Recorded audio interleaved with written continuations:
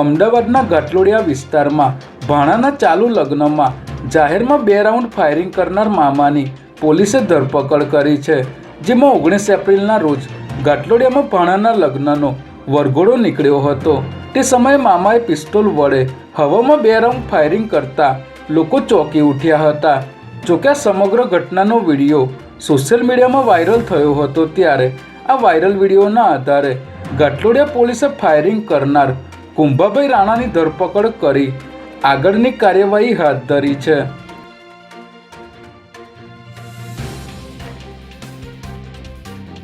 નરોડા મહાજનિયાવાસમાં આવેલા શ્યામ સુંદર માર્કેટની એક દુકાનમાં જાહેરમાં દારૂ વેચાતો હોવાનો વિડીયો સોશિયલ મીડિયામાં વાયરલ થયો હતો। જેના આધારે કૃષ્ણનગર, નરોડા અને સરદારનગર પોલીસ દોડતી થઈ હતી। ત્યારે વિડીયોમાં જે જગ્યાએ દારૂ વેચાતો હતો તે જગ્યા સરદારનગર વિસ્તારમાં આવતી હોવાનું સામે આવતા પોલીસે દરોડો પાડી સ્થળ પરથી વિદેશી દારૂની 567 બોટલ કબજે કરી બુટલેગરની ધરપકડ કરી છે।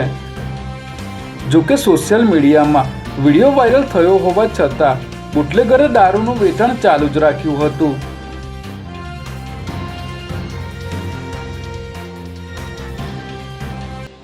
અમદાવાદ શહેરમાં હાલના દિવસોમાં 41 ડિગ્રી આજુબાજુ ગરમી નોંધાતા લોકો ત્રાહિમામ પોકારી ગયા છે અને અમદાવાદ રીતસરનું અગનભઠ્ઠીમાં ફેરવાઈ ગયું હોય તેવું જણાઈ રહ્યું છે। ત્યારે કાળઝાળ ગરમી સામે લોકોને રાહત આપવા માટે અમદાવાદ શહેર ટ્રાફિક પોલીસે મહત્વનો નિર્ણય કર્યો છે।